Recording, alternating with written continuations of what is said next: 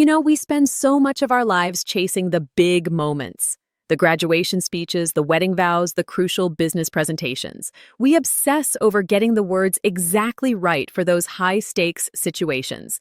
But have you ever stopped to think that the actual texture of our lives, the real substance of it, is made up of the tiny, throwaway lines we say while waiting for coffee? That is such a profound place to start. It's the dark matter of communication. We don't see it, but it holds the universe together.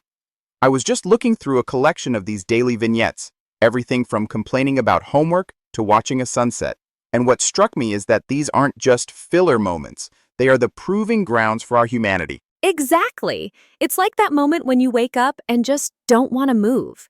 The internal monologue of maybe tomorrow versus the discipline of no, it's today. That's not just scheduling, that's a battle of will. But let's talk about the social side. There was this scenario about a teacher, Mr. Kellis, getting engaged to Miss Swinton. The way that news traveled, it wasn't just information transfer. Oh, absolutely not. That's the ritual of the scoop. When character A in that scenario realizes they missed the news because they were stuck covering math classes, there's this genuine sense of exclusion. And then, the revelation. Pop the question. It's fascinating how idioms like that work. If you take it literally, like the character did, thinking he gave the students a hard math problem, the world becomes a very confusing place. That misunderstanding was hilarious. Pop the question versus pop quiz. But it highlights a huge barrier in connection. If you don't know the cultural code, you're an outsider. And speaking of codes, can we discuss the Me Too epidemic? The Me Too trap. It is the safety blanket of conversation. It's efficient, sure. I like coffee. Me too. I'm tired. Me too. But it's also a conversation killer. It's a dead end. It really is. It's like playing tennis, but instead of hitting the ball back, you just catch it and put it in your pocket. The scenario where they practiced alternatives, so am I. Likewise, ditto. It felt like they were learning to actually dance with each other verbally rather than just march in place.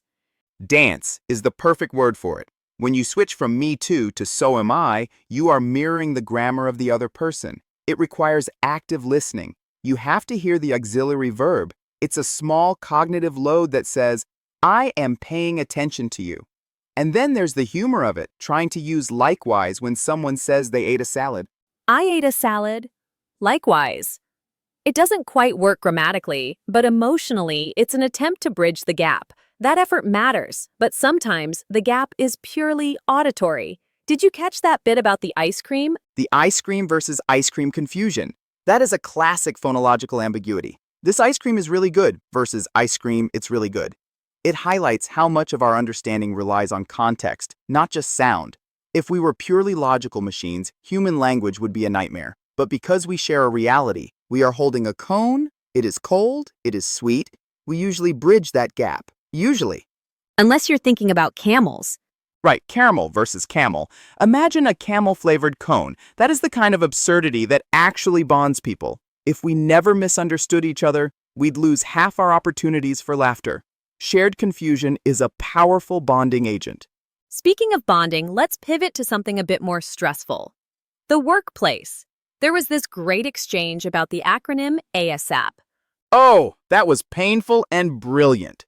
The student who thought ASAP meant as slow as possible. I laughed out loud at that.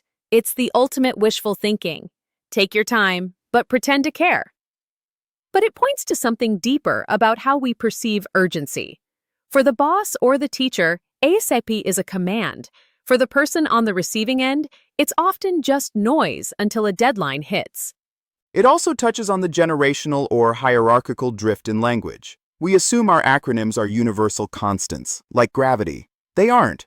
They are tribal knowledge. And when that student said, new rule, full words only, I felt that. We are so addicted to speed that we sacrifice clarity. Sometimes, slowing down to say the full words is actually the fastest way to get things done. Slowing down seems to be a recurring theme here. There was a shift in the scenarios from the frantic energy of school and work to the garden. The interaction with the bees.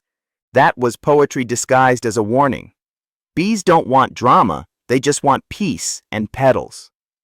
It's such a beautiful reframing of a threat. The child sees a weapon, A stinger. The mother sees a purpose, pollination. It's a lesson in perspective. Respect nature, and it respects you back. It applies to people too, doesn't it?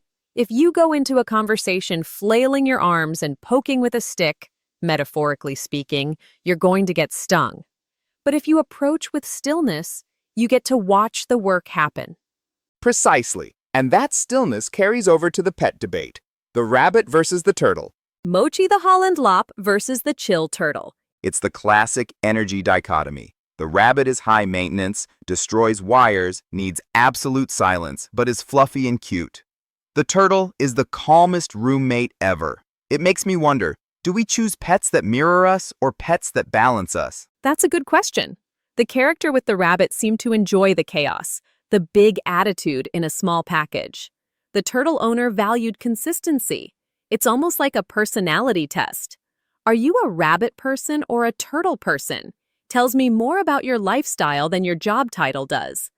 And then there's the ultimate lifestyle check, Father's Day. That scenario hit a very specific, universal nerve. The dad who says, "I don't want anything," but lights up when he gets a simple card or coffee. Why do dads do that? Is it stoicism? Is it a fear of being a burden? I think it's a generational script. They are taught that their role is to provide, not to receive. So wanting things feels counterintuitive to their identity. But the analysis in that dialogue was spot on. They act tough, but deep down they care more than they show. The gift isn't the watch or the steak. The gift is the permission to be cared for. The permission to be cared for. I like that. It connects to the wisdom tooth story, too. The girl wants to go on a date despite being in agony. She's afraid to show weakness or inconvenience the guy.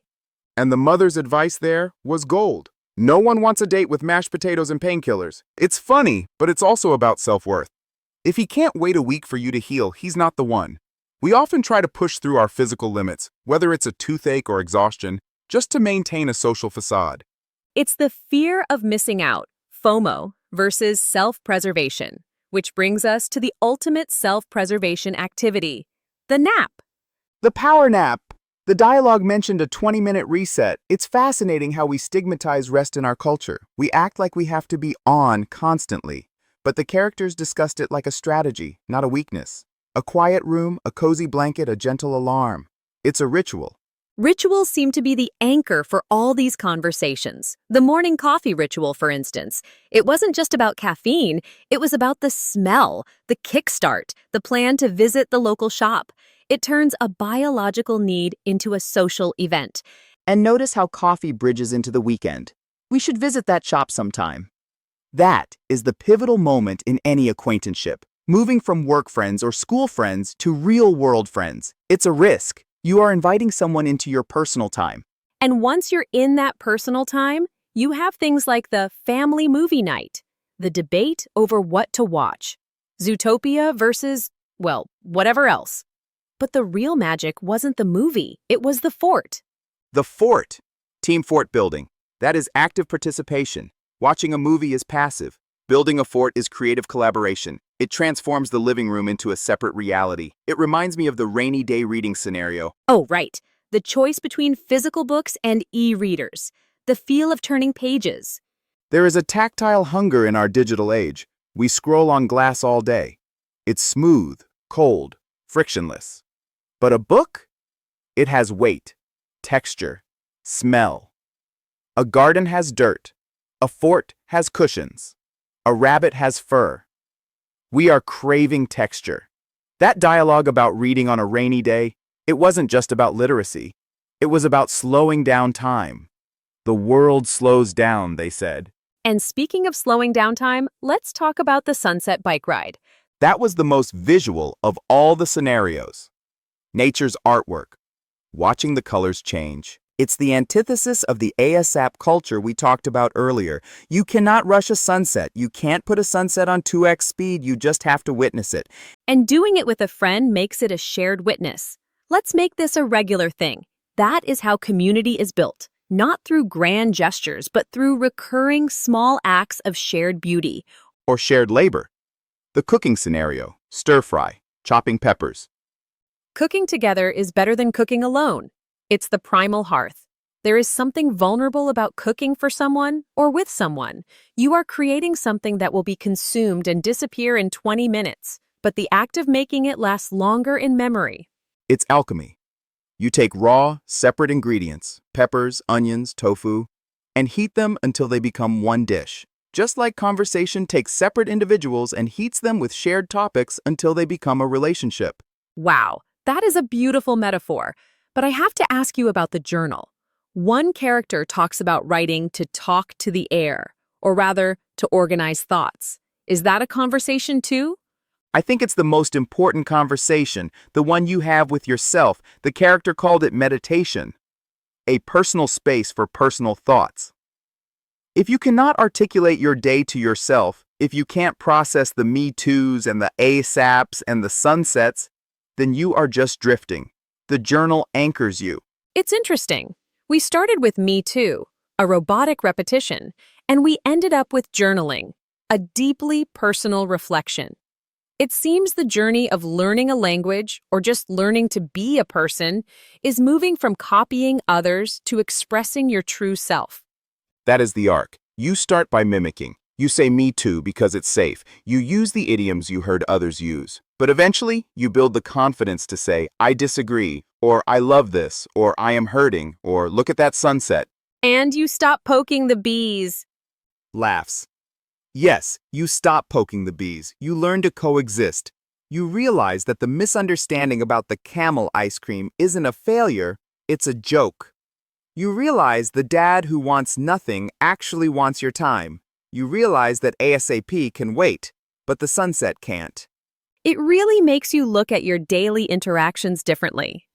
Next time I'm in line at the grocery store or asking a colleague about lunch, I'm not going to see it as just killing time. No, you're weaving the fabric. Every how are you, every ditto, every pass the salt is a thread.